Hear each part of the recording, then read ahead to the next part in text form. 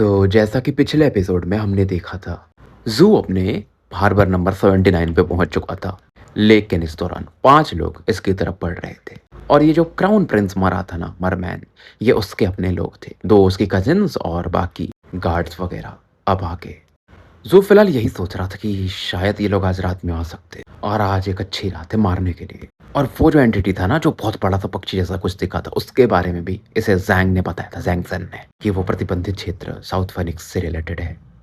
Phoenix, उसे लोग flame Phoenix के नाम से जानते थे। तो उसके बारे में ज़ू सोच रहा था, कल्टीवेशन में था। और जैसे जैसे देखो इसका कल्टीवेशन बढ़ रहा था, इसकी चीज़ों की समझ भी बढ़ते जा रही थी।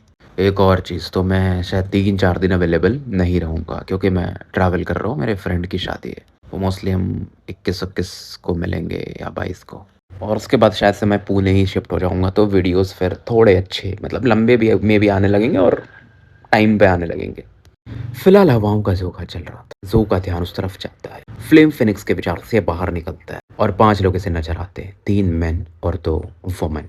और ज़ू तुरंत इन्हें स्मेल से समझ जाता है कि ये मरमैन की बहनें हैं। एक जो थी 9th लेवल ऑफ की कंडेंसेशन और दूसरी ग्रेट सर्कल। जो 3 अटेंडेंट्स आए थे, मर्ग फॉक्स, वो भी 8वें लेवल पे थे।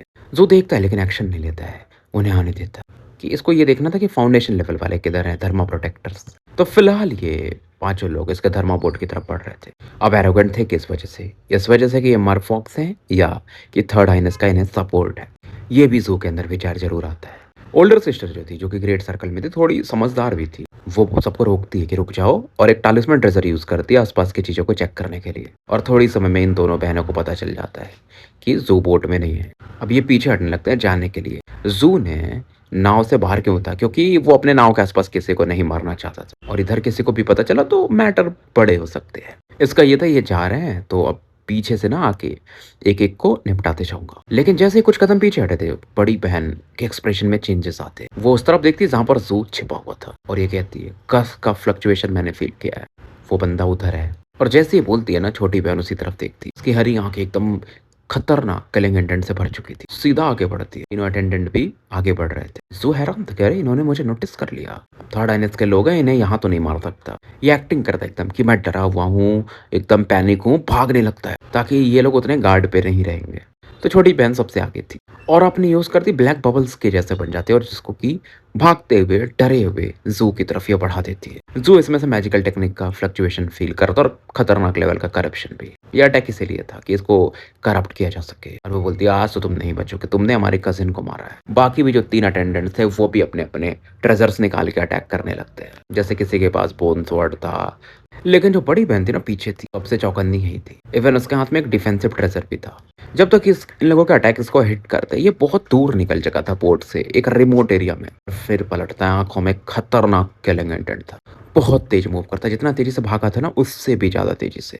और ये सबसे पहले पहुंचता है यंगर सिस्टर के पास। जो करप्शन की औरत थी, इसको फर्क ही नहीं पड़ता है घंटा, जब तक कि वो रिएक्ट कर पाती है। इसका हाथ सीधा उसके चेस्ट पे लगता है। बहुत टैलेंटेड बंदी थी भाई, की कंडेंसेशन के 9th लेवल में थी। स्पिरिचुअल पावर भी तगड़ा था, क्योंकि अच्छे फैमिली से आती थी। जब तक ये चिल्ला पाती, इसकी बॉडी फूट जाती है। खोपड़ी के अलावा हर चीज एक्सप्लोड कर जाता है। खोपड़ी जो थी ना, एक ब्लू लाइट से प्रोटेक्ट हो जाती है, तो वो जिंदा थी और पीछे भागने लगती है। ज़ू जो था ना, इसको देख करके फिर सरिया मारता अपना, ऐसा फेंक के सीधा उसके खोपड़ी की तरफ। और उसके बाद ये जो कल्टीवेटर से 3 अटेंडेंट, ये उनकी तरफ चार्ज करता है। पहले उस बंदे के तो बोन स्वॉर्ड को ही तोड़ देता, फिर गले में निपटा देता मार के। फिर दूसरे वाले पे अटैक करता है, जिसके पास पॉइजन गैस वगैरह ऐसा कुछ तो था, उसको भी मार देता है। फिर तीसरा वाले की तो फट चुकी थी। वो चीखने की कोशिश करता है, लेकिन जब तक चीख पाता, पानी के कुछ बूंदे इसको जाके हिट करती हैं, और ये भी एकदम पल्प के जैसा फूट जाता है।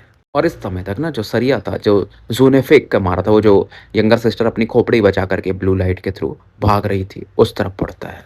और वो जो लाइट थी ना, इसके सरिया को रोक भी पा रही थी, बड़ी बात ये थी। लेकिन फिर भी शॉक वेव की वजह से ना, खोपड़ी आधा डिस्ट्रॉय हो जाता है। लेकिन ये मरी नहीं थी और अपनी बड़ी बहन की तरफ बढ़ते रहती। चीजें बहुत फास्ट हुई थी, और बड़ी बहन की तो अलग फट जाती है। भाई क्या है ये बंदा, कि इसकी बहन मरने वाली है। ये तो चौकन नहीं थी, इसलिए आगे नहीं गई थी, और डिफेंसिव ट्रेजर निकाल के थी। बड़ी बात ये सबसे पावरफुल थी, ग्रेट सर्कल में थी, और ज्यादा करीब नहीं जाती तो जहर पे भी इस पे काम नहीं करता है। और इसके मन में यही था कि जो मर चुका था वो मर चुका था, हमें इस बंदे के पीछे क्यों आना था? ये विंड स्केलर है भाई, ऐसे लोगों को तो छेड़ना ही नहीं चाहिए। ये एक और टालिस्मैन ट्रेजर निकालती है, उसे फेंकती है, जो कि एक मछली के पूंछ के जैसा बदल जाता है और ज़ू पे चार्ज करता है। इस मौके का फ़ायदा उठा करके ये अपनी बहन के सर को पकड़ती है और बहुत तेज़ी से भागती है, क्योंकि इसका ये था कि जब अच्छी खासी दूर पहुँच जाएगी तो शायद धर्मा प्रोटेक्टर्स ये बात नोटिस कर लें, तो ये फिर बच जाएगी। ट्रांसमिशन जेट भी निकालती है उन्हें मैसेज भेजने के लिए, लेकिन चेक नहीं कर पाती कि उन्हें मैसेज मिला नहीं मिला। ज़ू इस दौरान एक वॉल बैरियर सा बना देता है पानी का, लेकिन ये अपने टालिस्मैन ट्रेजर से तोड़ के आगे निकल जाती है। इधर ज़ू जो था ना वो ह्यूज फेस स्टील जो मछली के पूंछ के जैसा इसकी तरफ पड़ा था, उसे काउंटर कर लेता है और बंदी की तरफ फिर से चढ़ाई कर देता है। और ये भी इस समय ना वो एक टालिस्मैन यूज़ कर रहा था ताकि इसकी भी स्पीड काफ़ी तेज़ रहे। रात जो थी ना, मानो जो स्थिर पानी होता है उसके समान एकदम शांत थी। अब ज़ू को फ़र्क नहीं पड़ता था, उसको ये था कि इनको मार के ख़त्म करना है, चाहे ये लोग थर्ड आईने से जुड़े हुए हैं तो भी। तो बहुत तेज़ी से आगे बढ़ता है, लेकिन लड़की क्योंकि उसके पास भी बहुत सारे टालिस्मैन थे, कल्टीवेशन भी ठीक-ठाक था भाई, तो आगे बढ़ जाती है। लेकिन वो फिर भी चैन की साँस नहीं ले पा रही थी। लेकिन ये जो हार्बर था ना इसी एरिया में जहाँ ये आगे बढ़ रही थी, वहाँ पर इसे एक तीर पर अच्छे धर्मापोर्ट दिखता है, तो ये उसी तरफ पड़ती है। लड़की काफ़ी गुस्से में थी कि मैं रिवेंज तो लूँगी थर्ड आइनस के थ्रू। लड़की अपने ब्लड को बर्न कर रही थी, जला रही थी और स्पीड बढ़ा के भागती है। ज़ू भी समझ गया था ये बंदी किधर बढ़ रही है, थर्ड आइनस के थर्मापोर्ट की तरफ। फाइनली ये पहुंच जाती है और बोलती है माय लव, मेरी मदद करो।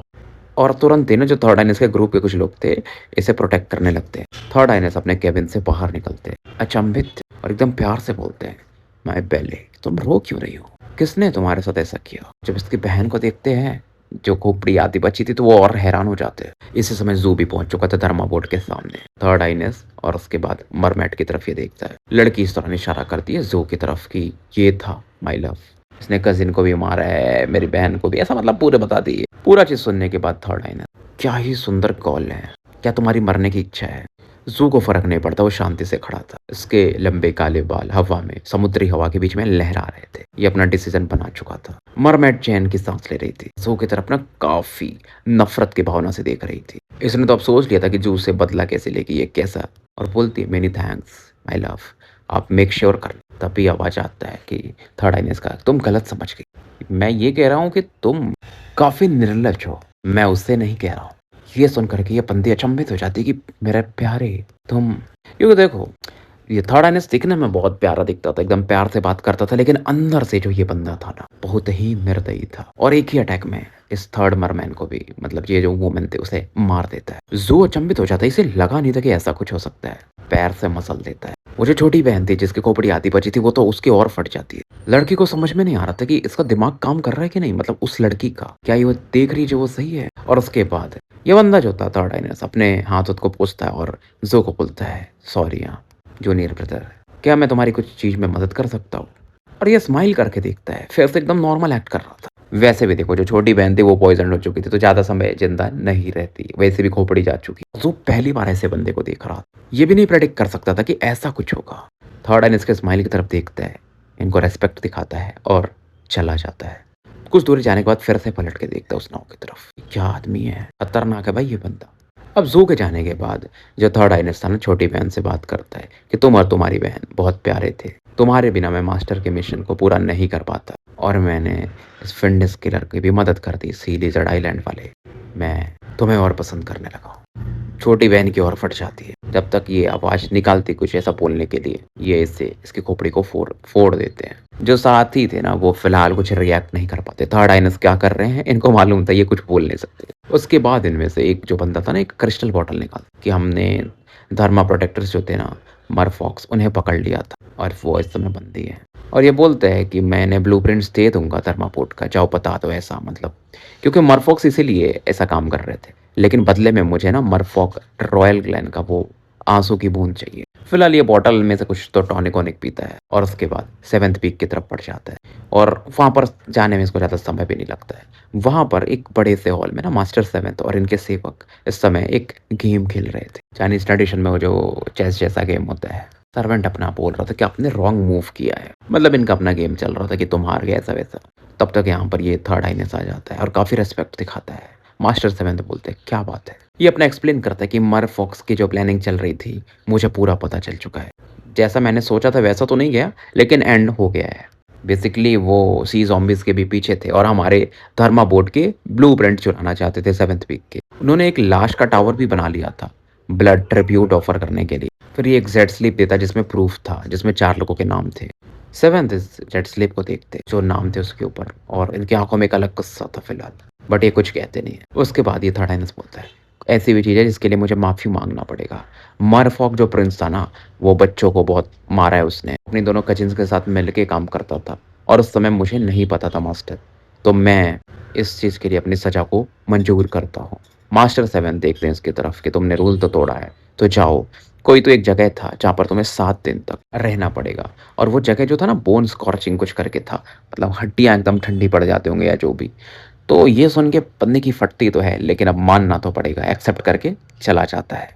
अब इसको जाते हुए देखते हो, और मास्टर 7 देखते हैं हार्बर नंबर 79 की तरफ। फिर समुद्री क्षेत्र पर इनका ध्यान फिक्स हो जाता है और कहते हैं कि मरफॉक्स बेवकूफ़ तो नहीं है, वो एवे ही हमारे धर्मा बोर्ड को चुराएंगे तो नहीं। मास्टर 7 कहते हैं, हमारा जो ये तीसरा सेवक है ना, मतलब तीसरा डिसाइपल, ये लालची तो है प्रॉफिट के लिए, और गेम के ऊपर तो ये नहीं आता है।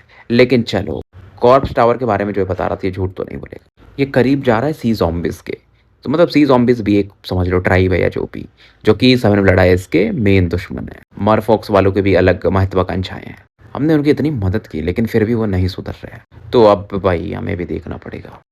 उसके बाद मास्टर 7 का ध्यान फिर से अपने गेम पर आ जाता है कि चलो एक और गेम खेलते हैं। सर्वेंट जो था इनका सेवक, वो बोर्ड फिर से प्रिपेयर कर देता है। लेकिन इस दौरान पूछता है मास्टर 7, थर्ड आइनस और ये किड।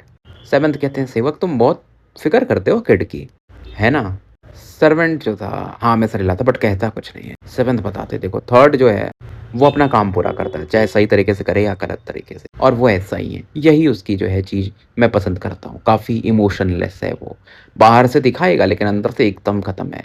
तभी तो वो ऑफ पीक डिसाइपल हुआ करता था और ऊपर उठ के मेरा थर्ड डिसाइपल बना। और बात रही किड की, तो उसके लिए यही सवाल है, क्या वो इस थर्ड डिसाइपल के बारे में मेरे वो पता कर पाता है चीज़ें? क्या वो उसका उसका एक अपना तरीका होगा जिसकी वजह से वो ऊपर उठेगा? नहीं तो इस केओटिक दुनिया में आप टिक नहीं सकते हो।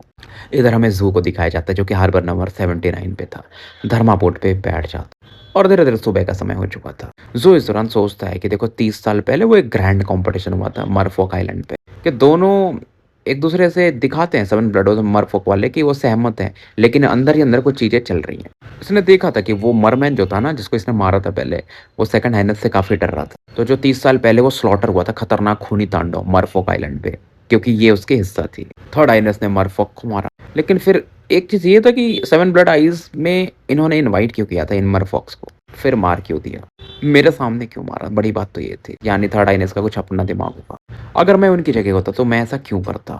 किसी और के सामने क्यों मारता अपने ही लोगों को, या जो भी बोल लो। मतलब ज़ू इस समय ऐसा सोच रहा था, ये फिगर आउट करने की कोशिश कर रहा था कि थर्ड आइनेस चीज़ क्या है। और उसके दिमाग में एक चीज़ आता है कि अगर मैं ब्लैकमेल करना चाहूँ मरफॉक्स को, तो मुझे उनके खिलाफ कुछ चाहिए। अगर नहीं है तो मैं बनाऊँगा। फिर ज़ू ये सब सोचता है और कैप्टन के बारे में याद करता है। उन्होंने सी लिज़र्ड आइलैंड के बारे में बताया था। उनके पास अगर इन्फॉर्मेशन था लिज़र्ड आइलैंड पे क्या हुआ था, तो थर्ड आइनेस के पास भी ज़रूर होगा। और ज़ू को याद भी आता है ना, देखो जब ये वहाँ से निकल रहा था तो कोई तो था जो इसकी पोजीशन पे लॉक करके था, इसके धर्मा बोर्ड को भी डिस्ट्रॉय किया था। इसका मतलब सीधा-सीधा ये है कि 7 ब्लड आइज़ वाले कुछ प्लान कर रहे हैं मरफॉक्स के खिलाफ, और उसके हिसाब से इसको ये लगता है इसे कुछ समय के लिए बाहर जाना पड़ेगा। क्योंकि ज़ू को पता नहीं था ये जो कैलकुलेशन कर रहा है, क्या ये सही दिशा में जा रहा है, सही सोच रहा है, कुछ ऐसा ही है या कुछ और बात है। अब ज़ू का ये था कि देखो ये 10th लेवल ऑफ की कंडेंसेशन के बहुत करीब था, और उसके बाद आपको पता है क्या आता है, फाउंडेशन लेवल। फाउंडेशन लेवल पे पहुंच गए तो आप ऑन पीक डिसाइपल बन जाओगे, यानी पहाड़ी के ऊपर रहने वाले। आपको प्रॉफिट भी मिलेगा 5000 स्पिरिचुअल स्टोन्स का। तो इसके दिमाग में ये था कि बाहर चलता हूँ, लंबे समय से पैट्रियार्च को भी मारना है, उसके बाद मैं भी चैन से सो पाऊँ। तो अब सुबह हो चुकी थी, भाई अपना थर्मा बोट रख लेता है, क्राइम डिपार्टमेंट जाता है। अब देखो वज़रा सेक्ट वो अपने लोकेशन को मूव किए है, लेकिन वो एक ऑफिशियल सेक्ट है। तो अगर कुछ ऐसा होता है ना, तो 7 ब्लड आइज़ को पता रहता ही है। तो इन चीज़ों के बारे में ये खंगाल सकता है, क्योंकि ये क्राइम डिपार्टमेंट का भी है। और क्राइम डिपार्टमेंट में भी इसकी अब अच्छी पकड़ थी, क्योंकि जब से इसने वो नाइट ऑफ वाले मिशन में अच्छा काम किया था, तो कुछ इन्फॉर्मेशन ये खंगाल रहा था कि चर्च ऑफ डिपार्चर काफ़ी खतरनाक लोग हैं। ये उस तरफ क्यों गए हैं, इसके दिमाग में ये आता है। शायद सेकंड हाइनेस की वजह से हुआ है, क्योंकि सेकंड हाइनेस ने बोला था ना कि वज़रा सेक्ट के नाम पे इनके ऊपर चोरी लगा था, ज़ू के ऊपर, लेकिन उन्होंने अपने ऊपर ले लिया था, अगर आपको याद हो। तो ज़ू इन्फॉर्मेशन निकाल लेता है, उसके बाद क्राइम डिपार्टमेंट से ये निकल लेता है। फिर कुछ चीज़ें जो इसको खरीदनी थी, वो खरीदता है, जैसे ज़हरीले पौधे, बहुत सी चीज़ें थी और कुछ टालिस्मन ट्रेजर्स भी खरीदता है। ऐसा ट्रेजर जिससे आप अपने ऑरा को बदल सकते हो, अपने चेहरे को बदल सकते हो, दिखावट जैसा आप दिखते हो। पूरा परफेक्ट नहीं है लेकिन काफ़ी है इस लेवल के लिए। दोपहर का समय हो चुका था। ये अपने वेशभूषा को चेंज कर लेता है। एक मिडिल एज मैन के जैसा अब दिखने लगता है। डाविस रोप सब चीज़ हटा चुका था। कल्टीवेशन भी इसका नीचे दिखने लगता है, 9th लेवल की जगह 3rd लेवल पे। क्योंकि देखो 9th लेवल में हो तो आप बंजारे बन के तो रहना थोड़ा मुश्किल हो जाता है, आप बहुत पावरफुल माने जाओगे। तो बंजारा दिखना है तो 3rd level, 4th level, max to max 5th level तक। तो जो उसके बाद जो टेलीपोर्टेशन पोर्टल्स होते हैं, जैसे जिससे आप निकलते हो, दूर जाते हो, ये उसकी तरफ बढ़ जाता है। स्पिरिचुअल स्टोन जो एज़ अ फी पे करना पड़ता है वो करता है और यहाँ से निकल जाता है। तो साउथ फिनिश के पूर्वी क्षेत्र में एक ऐसा जगह जो कि पुराने वज्रासेट का जो हेडक्वार्टर था ना, उससे 10,000 किलोमीटर की दूरी पे बहुत कम पॉपुलेटेड एरिया था, थोड़ा जंगल टाइप था बोल सकते हो। ये वहाँ पर पहुंच जाता है। क्रिम्सन वाइल्ड करके एरिया, इस एरिया को कंट्रोल करते थे वॉयलेट लैंड्स वाले। चर्च ऑफ डिपार्चर भी इधर ध्यान देता था, इवन 7 ब्लड आइज भी, लेकिन mainly control church of departure वालों का था। बट लेकिन यहाँ से ना थोड़ी दूर पर एक ऐसा शहर था जैसे कि वॉयलेट लैंड वाले और 7 ब्लड दोनों मिलकर कंट्रोल करते थे और यहीं पर टेलीपोर्टेशन पोर्टल था। ये चमकता है, यहाँ से एक बंदा बाहर निकलता है। ऑब्वियसली जू था, एक मध्य वर्गीय मतलब मध्यम वर्ग का पुरुष दिख रहा था और जब बाहर निकलता था एक अलग ही स्मेल आ रही थी। ये स्मेल जू पहचानता था, इससे भी खतरनाक स्मेली जगह पर ये रह चुका था। अब शहर में प्रवेश करता है, बिल्डिंग विल्डिंग देखता है, उतने खास नहीं थे। कुछ चिल्लाने की भी आवाजें मतलब सुनता था, ऐसा लग रहा था कि नहीं ये जगह एक बंजारे के बेस कैंप के जैसा है। तो इस शहर से जो क्रिम्सन वाइल्ड था जहाँ पर वज्रा सेक्ट वाले हैं वो ज़्यादा दूर नहीं था और जू ने पूरा मैप अप चेक करके आया था। तो ये बहुत तेजी से आगे बढ़ता है। बर्फ की मतलब वो स्नोफ्लेक्स बोलते हैं जो दाने हैं ना, वो भी आसमान से गिर रहे थे। भाई को अपने पुराने दिन याद आ जाते हैं। धीरे धीरे रात का समय आ जाता है। इस वाले शहर से ये दूर निकल चुका था और क्रिम्सन वाइल्ड के आसपास था। वहां पर इसे ना एक कारवां दिखता है जो बहुत सारे लोग जाते हैं एक शहर की तरफ, लेकिन उनके जो घोड़े वोड़े चक्के वक्के थे ना थोड़े टूटे फूटे थे। लाशों का ढेर था वहां। बहुत सारे क्रिमिनल्स दिखते जो कि कंडेंसेशन के 2nd लेवल पे थे। बेसिकली जो कारवां जा रही थी इनका सामना क्रिमिनल से हो जाता और ये मारे जा चुके थे और यहाँ पर इसीलिए लाशों का ढेर था। क्रिमिनल जिंदा थे तो जू यहाँ पहुंचता है तो उनका ध्यान इस पे जाता है और इसके पावर लेवल को जब ये फील करते कि अरे ये भी 3rd लेवल पे है तो ये जू पे चढ़ाई कर देते। ऐसा जू ने बहुत देखा था, बंजारों के साथ ऐसा होते रहता था और दुनिया ऐसी थी, क्योटिक ही थी। अब जू का भी यही था कि अब ये लोग मेरे पे अटैक कर रहे हैं तो मैं इन्हें छोड़ूंगा तो नहीं।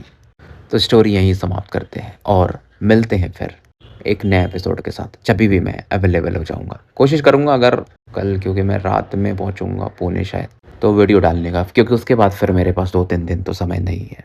तब तक के लिए मैं आपका साथी एन अल्केमिस्ट AKA मुसाफिर विदा लेता हूँ।